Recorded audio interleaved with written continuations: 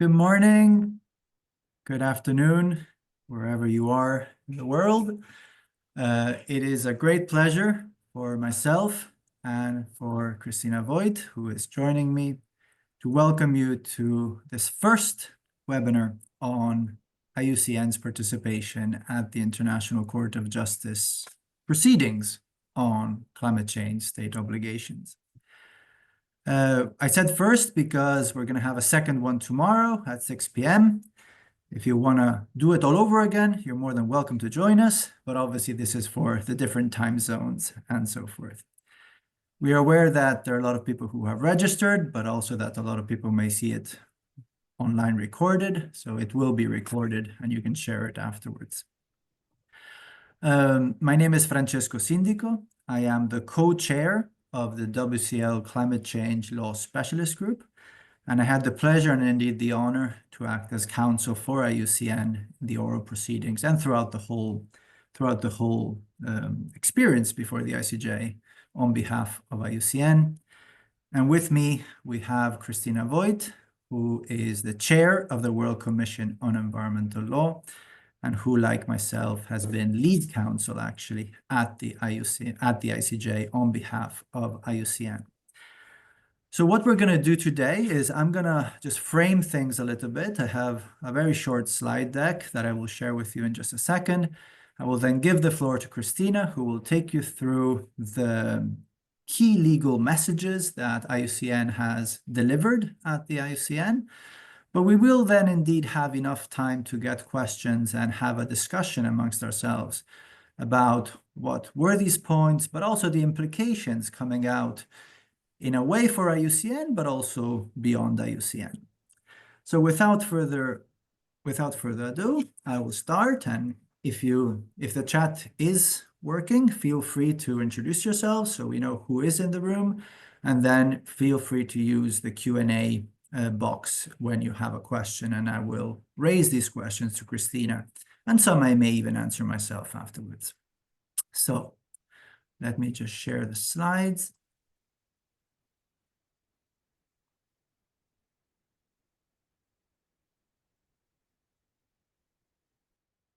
Christina, can I ask you if you can see the slides? Yes, I can see the slides, Francesco. Okay, thank you very much.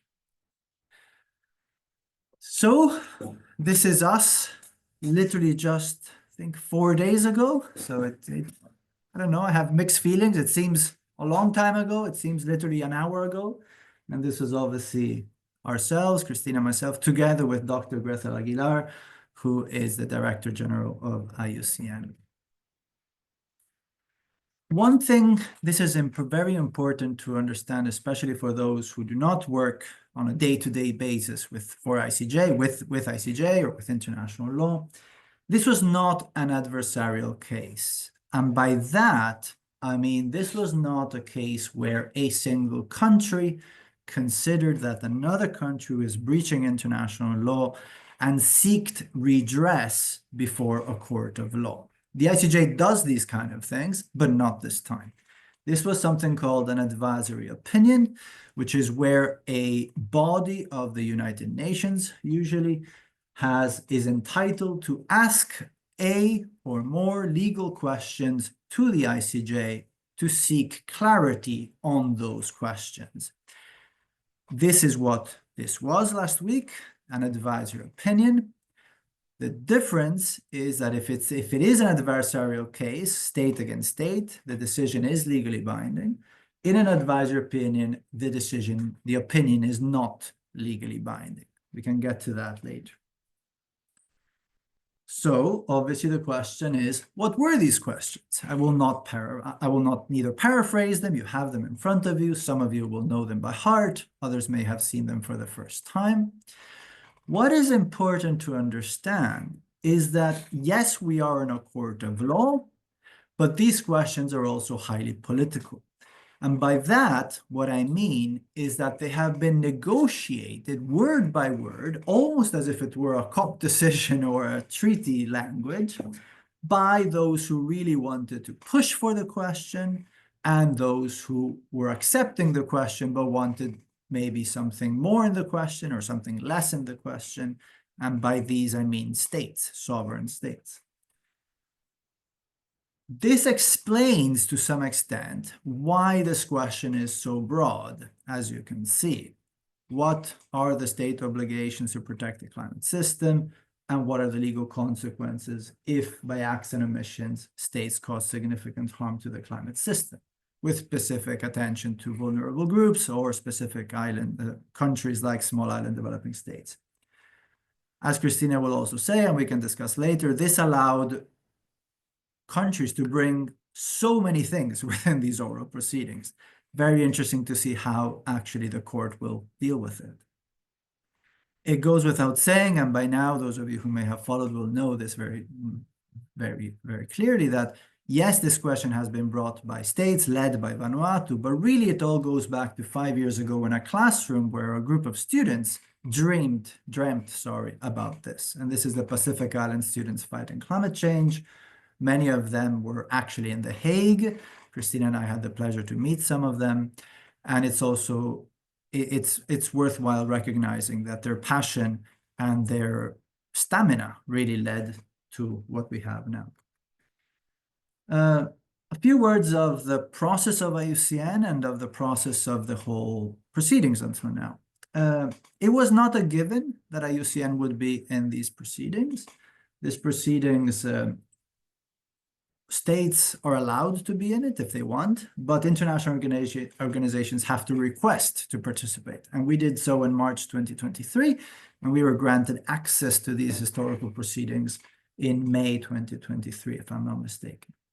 We then worked, and I'll explain who the we is in just a second, and we delivered a written statement, that is Christina bringing the written statement at The Hague in 2024. All of these written statements are now available online, and maybe IUCN can put them in the chat if we can, or if not, we can send them later.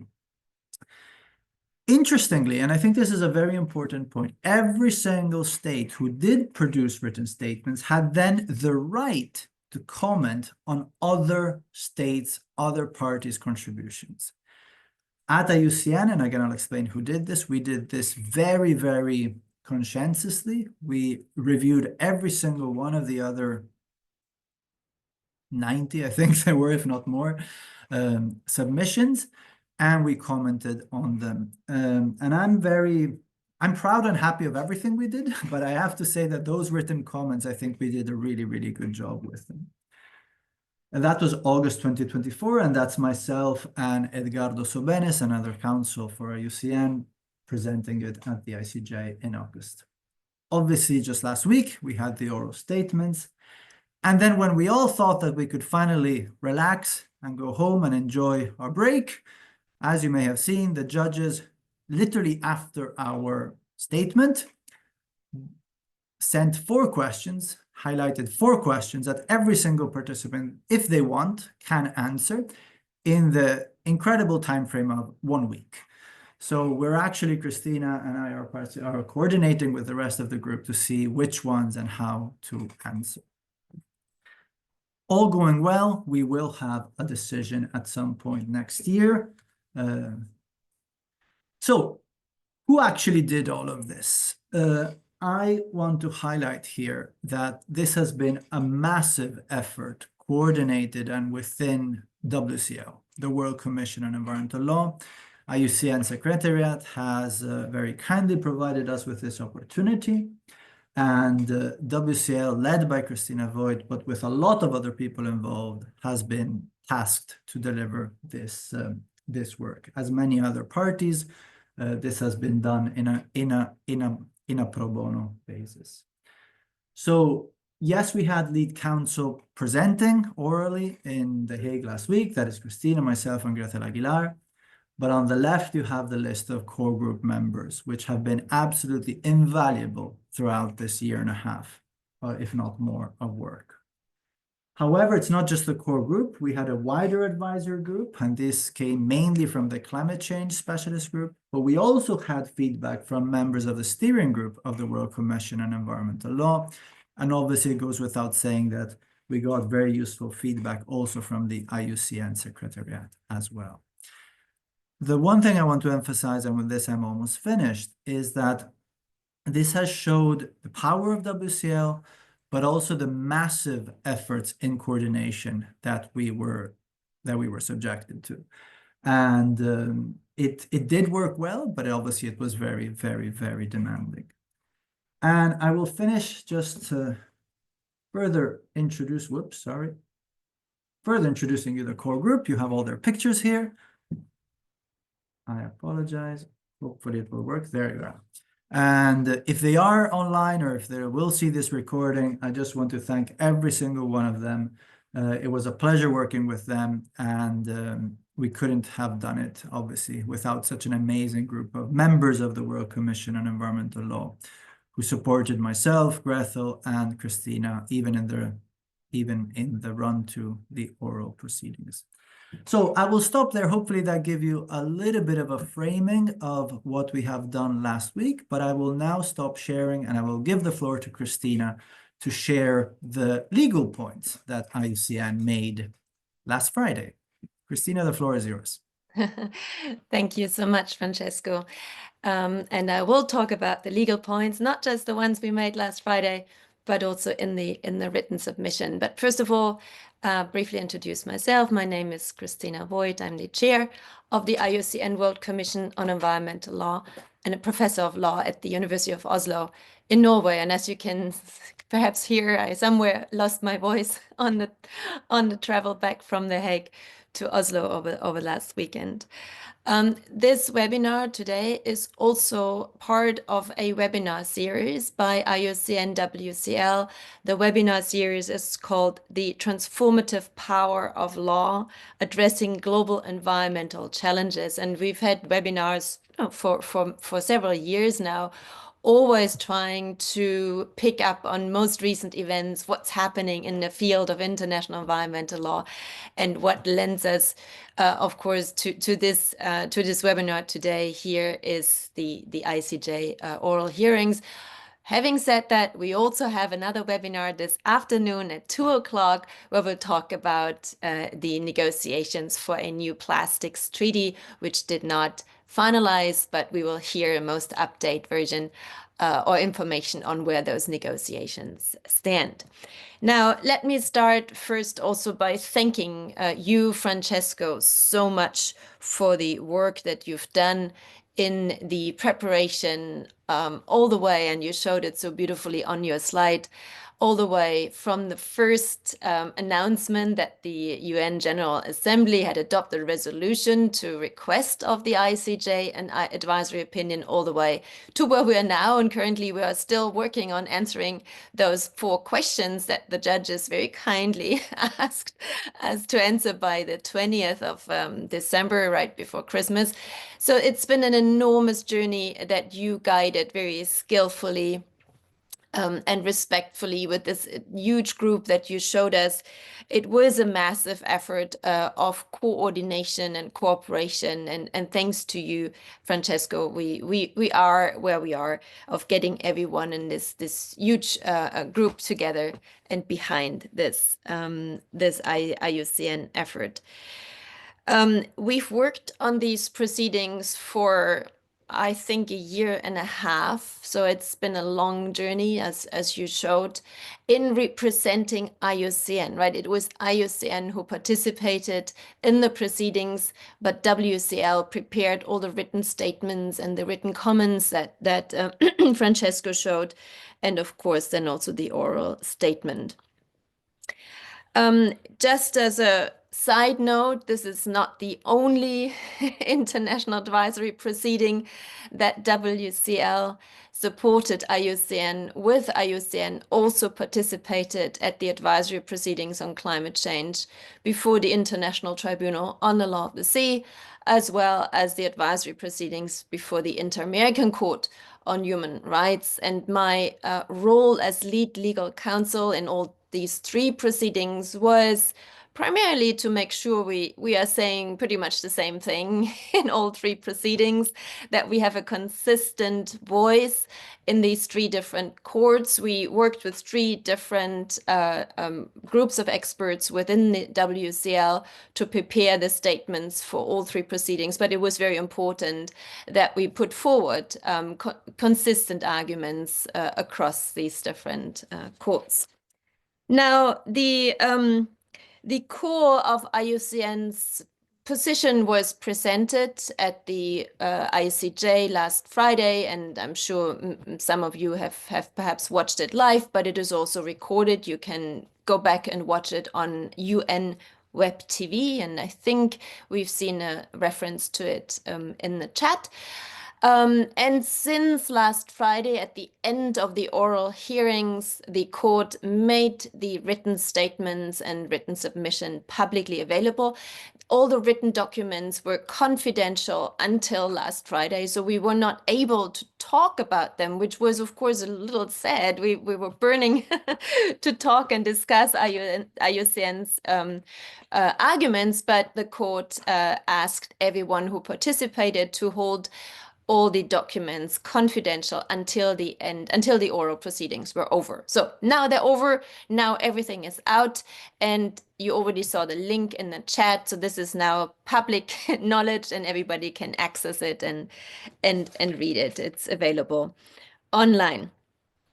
So again, my thanks to you, Francesco, but my thanks goes to the entire core group that worked on the IUCN submission. And as you already mentioned, this is all pro bono work. This is all work that all of us put in on top of everything we do, of our day job.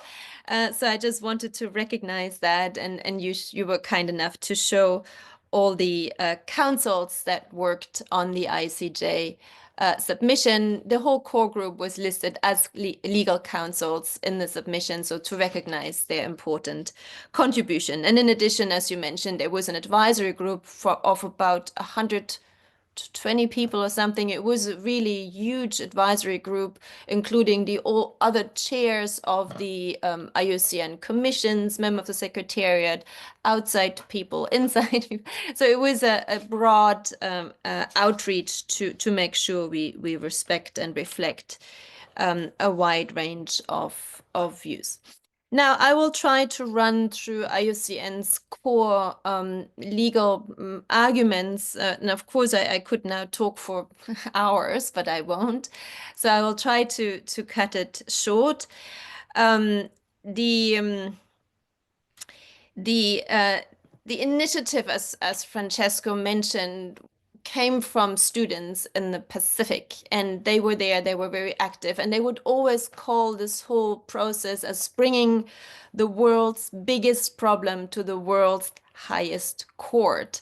But this is, of course, also a huge responsibility for the court, but also for everyone who participated, because the world's biggest problem is also a very, very complex problem, which is guided by a number of legal rules that are fairly clear, but also there is much more in international law which is not so clear, not so clarified, and that's the reason why the highest UN judicial body, the International Court of Justice, was asked exactly those two questions by the United Nations General Assembly that Francesco already showed on the screen. Now, let me start with the first question that Francesco showed. It asks, what are the obligations of states under international law to protect the climate system and other parts of the environment basically from greenhouse gas emissions for present and future generations? This was an entry point for much of our considerations, because we have to start with the climate system, and we are in a fairly happy situation that the climate system is legally defined in the United Nations Framework Convention on Climate Change in its Article 1, paragraph 4. But there it is defined, the climate system is defined as the totality of the atmosphere, hydrosphere, biosphere, and geosphere and their interactions. So if you take the climate system in accordance with this legal definition in the Framework Convention on Climate Change, it basically is everything. It is the entire planetary system, which didn't leave very much space for other parts of the environment. So we focused primarily on the protection of the climate system as defined in that legal definition.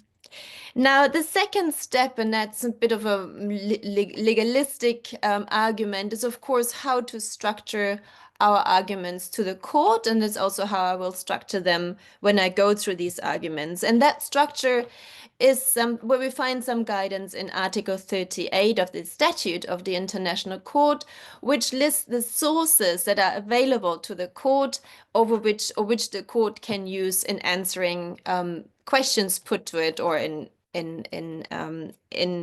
solving contentious cases. But here we're talking about an advisory opinion. And these are first international conventions, which are international treaties adopted by states, among states. And then in the second step, customary international law, and third step, you see listed general principles of international law. So we started, of course, looking at international treaties and putting forward to the court or submitting to the court which treaties there are that have a relevance or reference to protecting the climate system. And of course, here we got first to the most specific treaties that we have, the United Nations Framework Convention on Climate Change and the Paris Agreement, but also other international treaties like the United Nations Convention on the Law of the Sea, the Convention on Biological Diversity, the Montreal Protocol and its Kigali Amendment, as well as a whole host of international and regional human rights treaties. So one of our core arguments are, yes, the Paris Agreement is the primary legal instrument to address climate change, but it is not lex specialis. It does not set aside any other treaty that also may have a relevance for states' obligations to protect the climate system. This was a very core legal argument which we put forward from the very beginning. But if you were listening to the oral proceedings, you perhaps heard that there were several states who said, no, the Paris Agreement is lex specialis. There basically is nothing else in treaty law, let alone customary law. So we refuted that argument very strongly. We said the Paris Agreement is central, it's important, but it's not the only treaty. There are also other treaties that apply. But let me first focus or zoom in on the Paris Agreement and what we said with respect to the Paris Agreement before we move on to other treaties. So there was basically no one who disputed that the Paris Agreement applies. Only the dispute was how much does it apply. But the Paris Agreement is central. And we, of course, highlighted that there are obligations that states have under the Paris Agreement. There are individual state obligations to prepare, communicate, and maintain nationally determined contributions. But in relation to NDCs, we highlighted a number of things. So first of all, preparing, communicating, and maintaining NDCs is a legal obligation. It's a procedural obligation.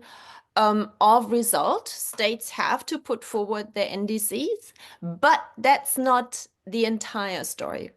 In relation to this core obligation, and in addition to it, states have the obligation, a due diligence obligation under the Paris Agreement, which says that the NDCs will reflect states' highest possible ambition, will progress every time a state put forward an NDC. So these are due diligence obligations in relation to that core legal obligation.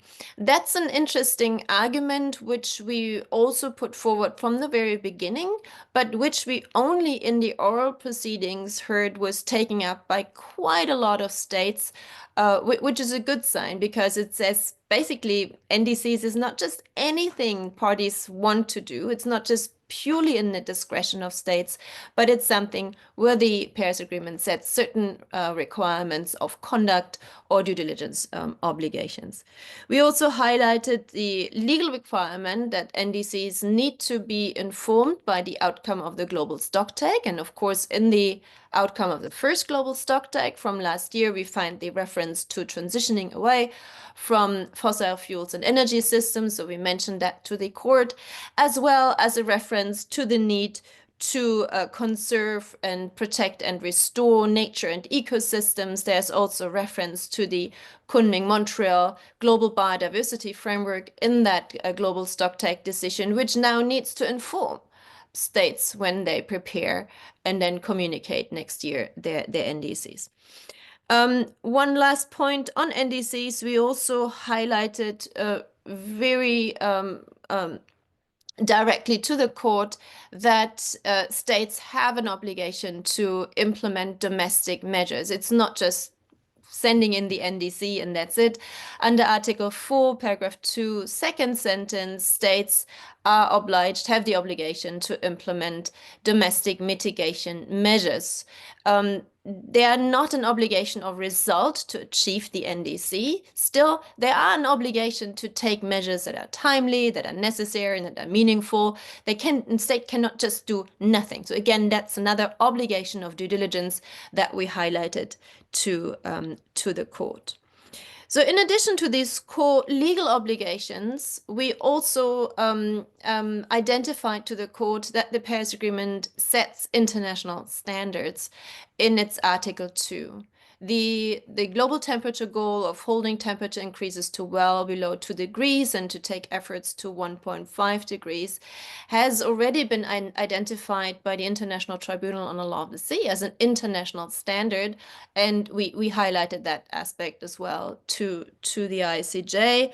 And in addition to the temperature goal, there's also the corresponding emission pathways and timelines, so how much time, what states need to do. And that's in Article 4, paragraph 1 in the Paris Agreement, which also is informed by science. And we know from the IPCC 6th assessment report, as reflected also in the stocktake decision, that this amounts to reducing emissions by about 43% in 2030 and then 60% in 2035, net zero emissions, CO2 emissions by 2050, and then net negative emissions thereafter. And I think, honestly, we were the only ones who ever mentioned net negative emissions, the necessity of them until the end of the century, as well as the need to limit any overshoot and to reverse it. So that science-based information is something that the IUCN put to the court. Now, these international standards that we identified are very important because we also argued that these standards, the holding temperature increases to 1.5 degrees and basically net zero by 2050 and net negative thereafter, these standards inform other international treaties, because if other international treaties don't say much about climate change, but we want to identify obligations, they need to be informed by that most specific treaty that we have in terms of where to hold climate change and what to do and in what time frame that would not otherwise be possible to interpret into these other treaties, if not by using the standards contained in the Paris Agreement.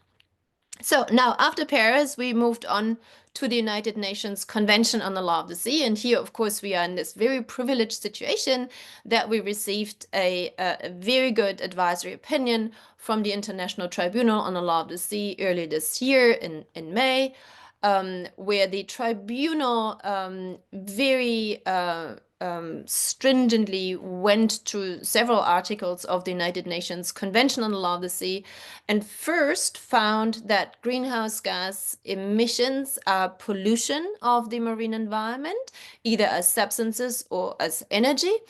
And by being pollutants of the marine environment, the International Tribunal on the Law of the Sea kind of opened the whole toolbox of legal obligations under the United Nations Convention on Law of the Sea and found that states have the legal obligation to prevent, reduce, and control pollution of the marine environment under Article 194, paragraph 1. And in that context, take all necessary measures to reduce greenhouse gas emissions to net zero by 2050. So the Tribunal of the Sea used the Paris Agreement, interpreted UNCLOS in the light of the Paris Agreement, and came to the conclusion that states have parallel obligations, additional obligations under the Law of the Sea Convention to address climate change by reducing greenhouse gas emissions under Article 194. In addition, there are more articles, of course, in that very long convention. Article 192 establishes an obligations of states to protect and preserve the marine environment, including restoring degraded ecosystems. So having had that other international court, the International Tribunal of the Sea, was of course very helpful in then suggesting to the International Court of Justice to please follow the same approach. This is exactly what we told the court, and that's also what we outlined in our written statement. And as Francesco showed you, the written statement was from March this year. So that was before we knew what the tribunal in Hamburg would say. But actually, the tribunal said exactly what we wanted it to say. So we could just then refer to the tribunal and ask the court to take inspiration or follow the same approach as the tribunal in Hamburg, the International Tribunal of the Sea. The nature of these obligations under UNCLOS are due diligence obligations. It was a very core element in the entire proceedings, that the obligations have a due diligence character, which means they're not an obligation to achieve a particular result, but it's an obligation basically to do your best, to put forward your best efforts, to adopt legislative measures, to regulate private actors, but in putting in place a legal and institutional and financial and whatever framework to reduce emissions from land and vessel-based sources. Very importantly, the Law of the Sea Tribunal identified particular factors that apply for determining the level of due diligence. The tribunal said this is an objective assessment. Due diligence is not just anything that states want to do, but it needs to be objectively assessed. And it is of a stringent quality because of the significant risk of climate change in that context to the marine environment. So the factors that the tribunal identified were the risk at stake, the urgency to act, best available science, but also international standards, where the Paris Agreement again played a role. So again, this due diligence element, which almost all parties addressed in the proceedings, was something where we got a very, very important opinion from the tribunal, Law of the Sea Tribunal, which we used also at the ICJ. Finally, to the Law of the Sea Tribunal, one argument that was very important to IUCN, but also to many other parties, was that different treaties apply to the issue of climate change, but it's very important to interpret them in a manner that is harmonized and coordinated. And that is basically can be done by using the Paris Agreement standards as a guiding interpretative element, because the risk would be, if you apply different treaties, that you get to different parallel and potentially conflicting standards with respect to climate change. And that would not be a particularly good outcome, because potentially it could confuse states and could say, oh, what standard do we have? One under UNCLOS, one under the Paris, one under human rights. What is it? And that could also lead to sort of a pick and choose situation. So having a harmonized reading of different international treaty is something that was very important, and that many parties highlighted to the ICJ. Briefly on human rights. Human rights, again, many parties addressed, and we were in support, of course, and argued very strongly that states have positive obligations under international human rights treaties. These are the international covenants but also the Convention on the Rights of the Child and many of the other core UN treaties, but also regional treaties, because the court also has jurisdiction over or can base its opinion also on regional human rights treaties if it wants to. But states do have legal obligations, positive obligations, to adopt all necessary mitigation and adaptation measures to protect relevant human rights of all persons on their territory or under their jurisdiction. We did refer briefly to the European Court on Human Rights judgment in the Klimasenioren case, and highlighted to the court that now states do have an obligation to reduce greenhouse gas emissions progressively under the European Convention on Human Rights. And we also referred to the Human Rights UN Committee, Human Rights Committee, in its Torres Strait Islanders decision that states have obligations to adopt timely and adequate mitigation measures, adaptation measures to protect human rights, including those of indigenous culture and dignity and so forth. Finally, and very to round this up, of course, a big question after we've done with treaty law and went to all the different treaties, the big question is, of course, what does customary international law say? And customary international law, as you know, is based on opinion juris and state practice, was something that, in particular, small island developing states, many African states, put front and center to the court. They would start with custom. They wouldn't even mention treaties, or in a way even talk down some of the treaties, but would squarely focus on customary international law. And we can discuss this perhaps in the Q&A, why they did that. But in any case, many states would put forward legal arguments based on customary international law, while some states would rebut or reject that customary law either at all applies to the climate change situation. Now, we said customary international law applies. Any treaty, no treaty, the Paris Agreement or other treaties do not displace customary international law. They run in parallel, and states would always have their customary obligation, even if they are parties to a treaty or if they withdraw from a treaty.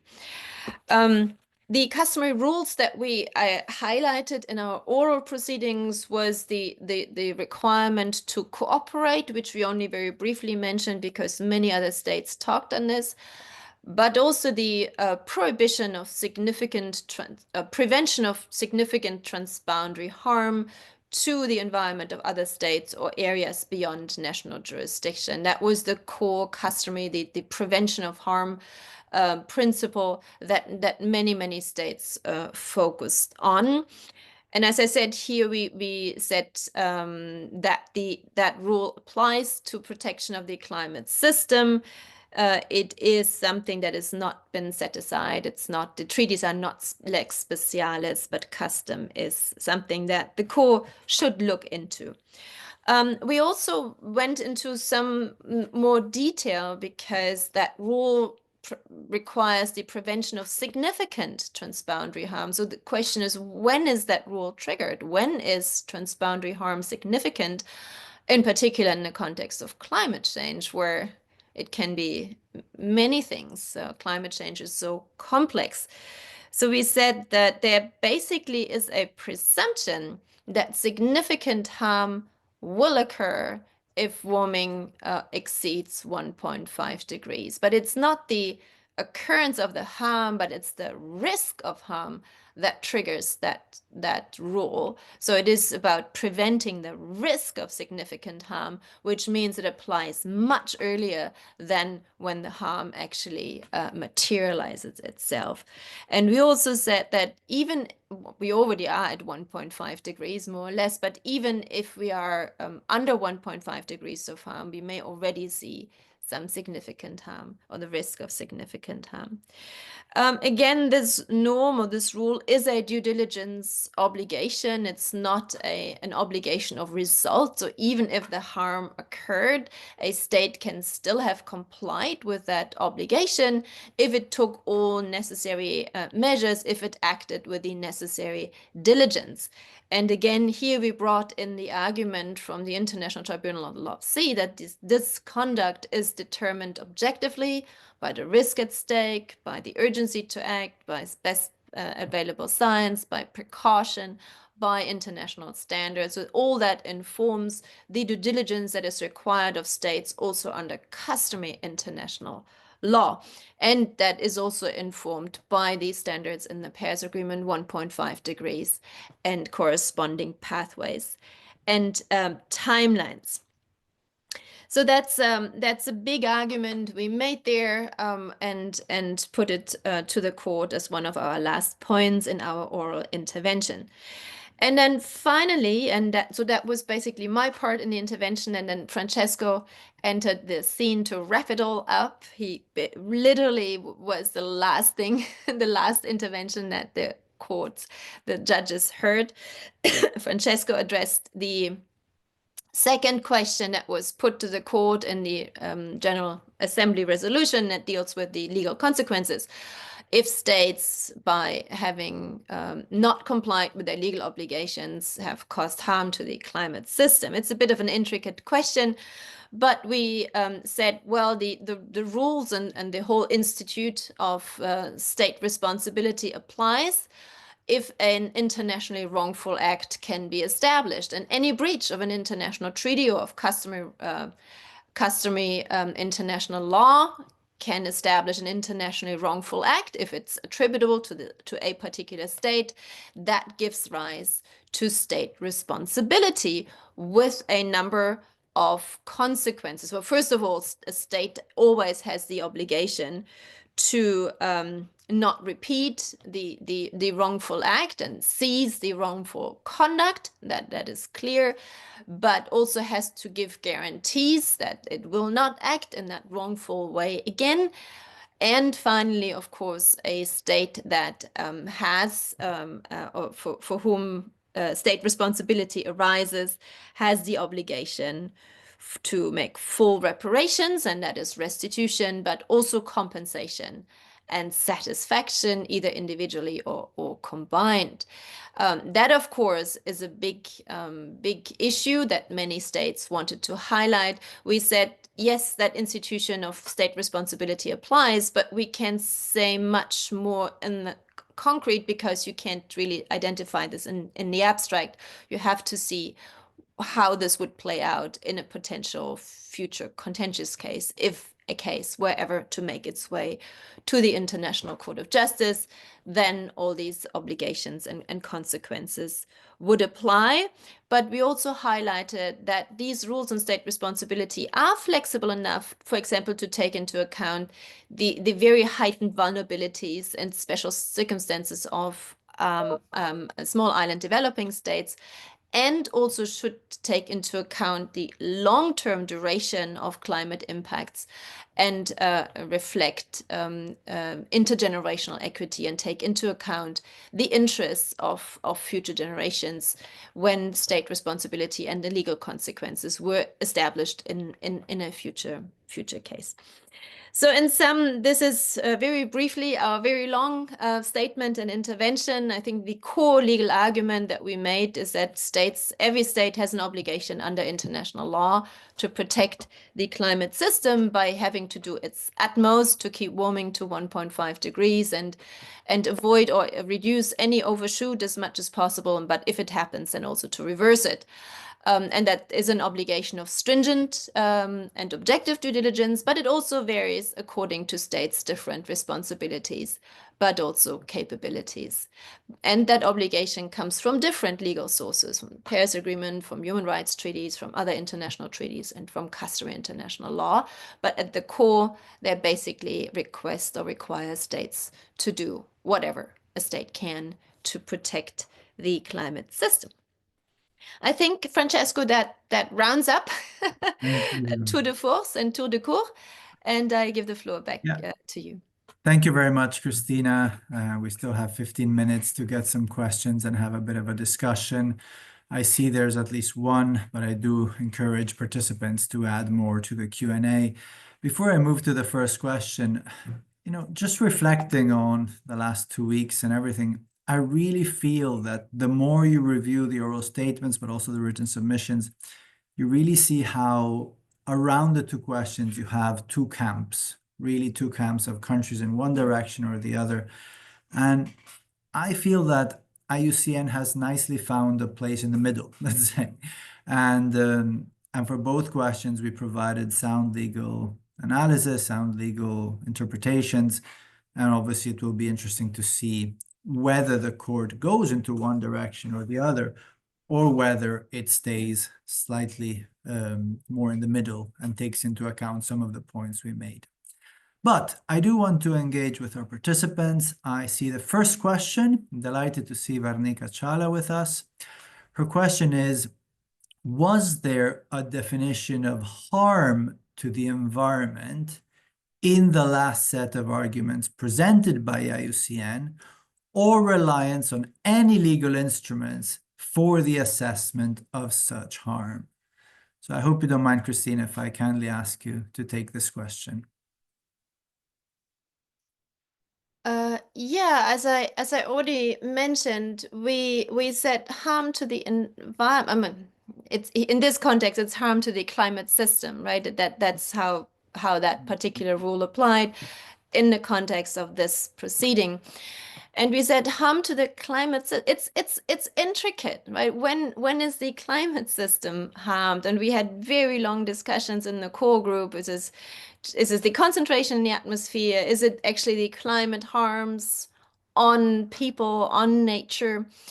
And we took the view that the harm will arise, as I said earlier, as a presumption if warming exceeds 1.5 degrees.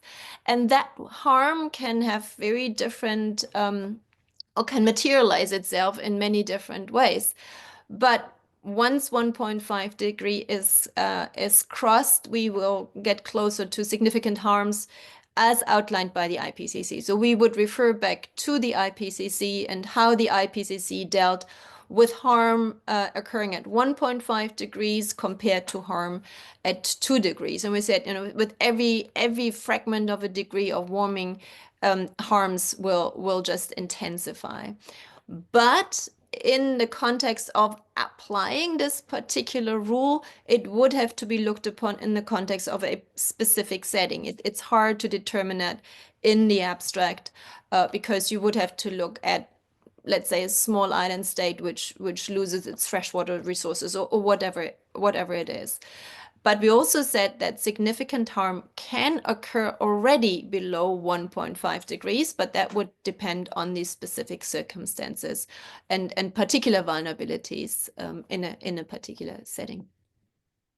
Yeah, just to emphasize that we did use the 1.5 degrees as a normative threshold also in this case, but we acknowledge that for many communities, for many countries, harm is already happening. And in some cases is actually significant harm. So we are aware that 1.5 degrees, as difficult as it is to keep it on track, is also sometimes not enough. So we have a few other questions coming in, so that's great. I'm just going to read out the second one. So, as we know, the international scenes and international relations are under crisis, operating on multipolarity instead of multilateral cooperation. And the question is, how can we then ensure all states' participation and commitment when it comes to respecting international law and apply recommendations by international court? Maybe I'll take this, Christina, and then I'll let you maybe jump on the other one. It gives you time to reading it. The way I would answer this question is that I'll go back to the beginning when I said that the questions are inherently political as well. International law as much as it is law, it's also political. And the fact that you have a decision of the ICJ or of ITLOS or whatever, for it to be followed requires also political will of countries. There is no such thing, as we know, as a domestic court situation where you have enforcement of judicial decisions and so forth. So we always need to be aware of the completely different nature of international law, especially international dispute settlement, except a few cases maybe in arbitration and so forth. So we do need to be aware of that. Having said that, as I mentioned at the beginning, this was never an adversarial case. This was never a case where one country would get an outcome, very clear outcome, that would then be applied to a specific scenario, a bit the same problem or challenge or situation that Christina was mentioning. So nobody thought for a second that the advisory opinion would magically pave the way to a clear-cut set of answers in specific bilateral situations. What the optimism in me, the optimist in me, would hope is that not just with this court decision, but the combination of ITLOS, Inter-American Court of Human Rights, it will provide that level of clarity, additional clarity and legal certainty, so that both countries in their, as you mentioned, international relations, but also before future courts, be it national or international, they will follow this clearer understanding of due diligence obligations, stringent due diligence obligation, the 1.5 degrees normative threshold that we just mentioned, and other things that may come out from the court. But maybe I'll move now to Marcus Gerings. Lovely to see you in the audience, Marcus. So your question is there any danger that the ICJ will issue a very minimalist opinion? Did you find judges receptive or nodding, as the online audience could not see any of their reactions? So I'll just say one thing and then Christina can jump in. I must say I don't have a massive experience of ICJ, but I had another experience of ICJ. And I would say that I did feel this bench was more attentive. I did feel that this bench in most cases was receptive to the arguments. Their body language was good. I didn't see any massive problems, let's put it like that. And I think it was also, I mean, the bench has changed quite considerably over the last 2-3 years. That's also something interesting. One would think that after 110 statements and 2 weeks and 15 judges, 4 questions are not a lot. But actually, as you may have seen in the commentaries, everybody is going, oh, this is incredible. We have 4 questions from the court. So I would be very surprised if the court comes with a very small, minimalist advisory opinion. I'm almost concerned it may be the opposite. But Christina, I'll let you jump in on Marcus' question. Hi, Marcus. It's hard to say. I I feel with the judges. They're not in an easy place. It's not an easy position. As Francesco said, there were significant discrepancies between states' arguments, and there were almost camps establishing itself and finding a way forward in that situation is not so easy. And in that sentence, or in that context, I do hope that IUCN's position and arguments will be helpful to the court to navigate all these different waters. There may be a danger to see a minimalist opinion, but I hope not. I had the feeling in the entire proceeding, starting from the very first moment, that this was something that the court and the judges took very, very seriously. And as I said, when we were sitting there, the judges, after 2 weeks, listening day in, day out, were still attentive, and they would underline and they would nod and they would listen and they would look up.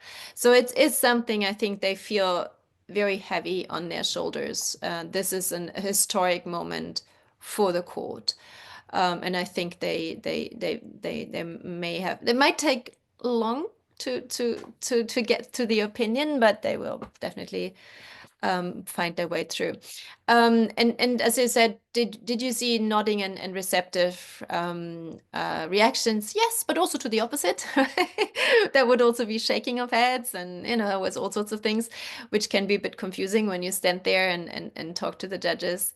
But it was in general a very attentive bench, and the questions also show that they have specific interests, right, on the fossil fuel question, on human right to a clean, healthy environment. So this is interesting that they went into so much detail, great detail in their questions. Now we only got 4 questions, but maybe other judges didn't ask. Yeah. So we have another question. What is the status of generally assembly resolutions and ICJ deliberations? Are they brushed aside because they are soft law? Again, maybe I'll just say one thing, and then Christina, if you want to add. I don't think they would be brushed away per se. It really depends on which which General Assembly resolution you're talking about. So if a General Assembly resolution actually enshrines customer international law, then it will be taken more seriously. If it's just any General Assembly resolution, obviously not being non-legally binding and soft law, it may be slightly different. But it also depends on the judges. I mean, judges come from very different legal backgrounds, and some judges will look at soft law, if you want to call it like that, and not just General Assembly resolutions in slightly different ways than other judges. So that's where having 15 on the bench, having the discussions between them will be interesting. What I will say is that they will definitely be looking at treaties, customer international law, and using so-called soft law as complementary, if you want. And that's why I think it was so fascinating to see really that there were these camps between Paris Agreement and treaties and customer international law, and really dividing themselves quite clearly between those who believed that Paris Agreement was everything and nothing else was important. And by the way, it's just discretion. And others that were saying, no, actually, yes, Paris Agreement is important, but we also have customer international law. And I think IUCN, there's a specific statement that Christina said at the court, which I thought was very powerful, where we IUCN said that the Paris Agreement needs to be taken seriously because it's neither one or the other. It's much more complicated. And sometimes other countries were just giving a very simplistic approach to the Paris Agreement. I see there are a few more questions. From Vidya, CBDR was mentioned strongly by many states. It's obvious the principle of CBDR is a crucial tool in addressing inequality among states.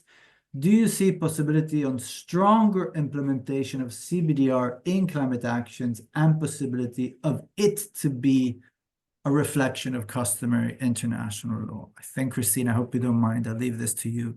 CBDR was absolutely everywhere in the 2 weeks. Yeah. No, it was, and we mentioned it as well quite extensively in our intervention. In a way, it is reflected in the Paris Agreement, right, where we see the most recent reflection of that concept, of that principle, as being reflected in the light of different national circumstances, which was meant when we negotiated Paris, and ever since then, as something that is dynamic and that is evolutionary. It moves while states move on and develop. So in this context, CBDR recognizing that all states are different and have different responsibilities, have different capabilities, and that needs to be taken into account in the context of their legal obligations, but also in their entitlements to receive financial support and technological transfer and so forth, is something that is it is core and central to the climate regime. I would not go as far as calling it a customary international law concept, because it is very specifically formulated in the context of climate change, where it also has perhaps the heaviest impact. But for example, we heard the International Tribunal on Law of the Sea being a bit more reluctant because CBDR is not reflected in the United Nations Convention on Law of the Sea. And the ITLOS, the tribunal, recognized that principle, but said, basically in the context of UNCLOS, we work, on the basis of responsibilities, of capabilities and available resources. That's also a way to differentiate and distinguish between states. But I wouldn't go as far to say it's a customary international norm. It's a principle that informs, in particular, the climate obligations under the United Nations climate change regime. If I can move on, Francesco, to Marco's Yeah, second sure. question, which is interesting. Marcus asked, should we be worried that many small island developing states and other developing states were critical of the UN climate treaties? Well, I mean, it's a bit of a double-edged sword, right? They would be critical to the outcome from Baku, and they would be critical to the current ambition in NDCs. But I mean, that's the whole point of the Paris Agreement, right? To increase ambition over time. And now we're waiting for the next NDCs coming forward next year. So I think it's very... And at the same time, they would pick and choose some element that they really liked on the Paris Agreement, like CBDR and other elements. But I do see a danger there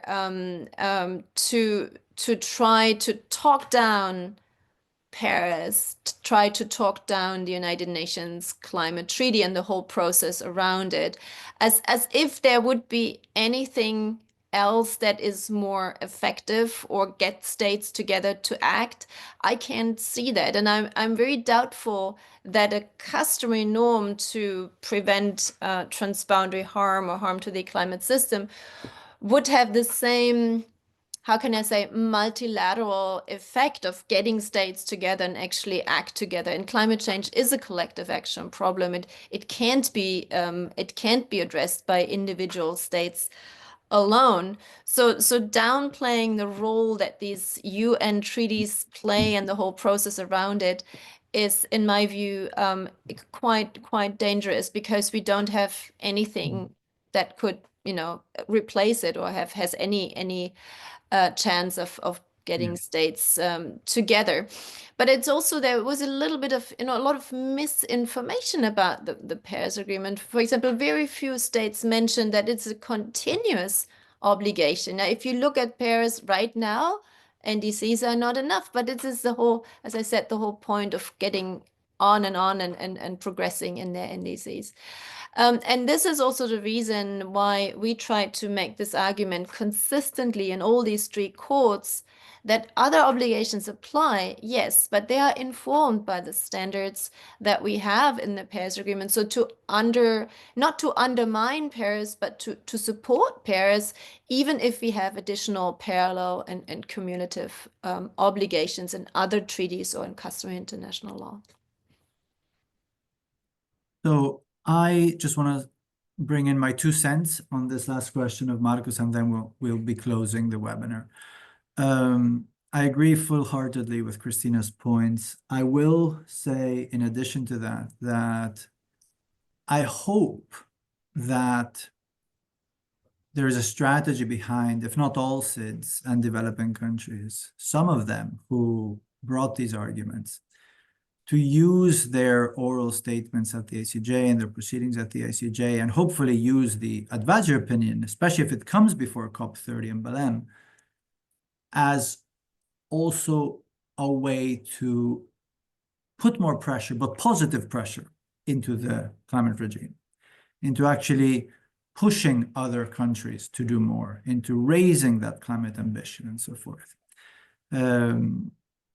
I can see the other side. I can see the drive towards just dispute settlement. That is another option. But I do believe, as Christina said, that, and as we said, that Paris Agreement needs to be given a chance, as the Secretariat said, Simon Steele, I think, and I think you mentioned, Christina, it's the lifeboat of humanity. And we need to give it option. But I also understand the frustration. I also understand the frustration of civil society, especially from SIDS, who are the ones who are actually seeing, although, let's be honest, damage from climate change is being felt everywhere. But I'm fully aware that in some SIDS and in developing countries, least developed countries, it's seen even more. So I fully understand their frustration. But it will be interesting to see over the next year when the advisory opinion comes out and how references to the advisory opinion will be used by these countries in their opening statements, say, in Belém. It will be really fascinating, almost from a legal perspective, to see, okay, what are they using this advisory opinion for in their political stances and negotiations in next year in Belém. I would like to thank once again Christina for delivering such an interesting and outstanding summary of our presentations, of our submissions, both written and oral. I would like to thank Roberto Cole from the WCL for helping us to host the webinar. And I very much would like to thank all the participants, both those who posed questions, but also those who just participated. And if you do know people who are interested in it, Roberto will be sending out the link to the recording, and feel free to share that. And if you know people who were in different time zones and would like to have a second chance to discuss IUCN's positions and the ICJ implications, we have another webinar tomorrow at 6 p.m.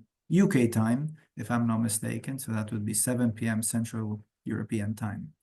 Again, thank you very, very much. And we look forward to seeing you again very soon. Bye-bye. Thank you. Bye-bye.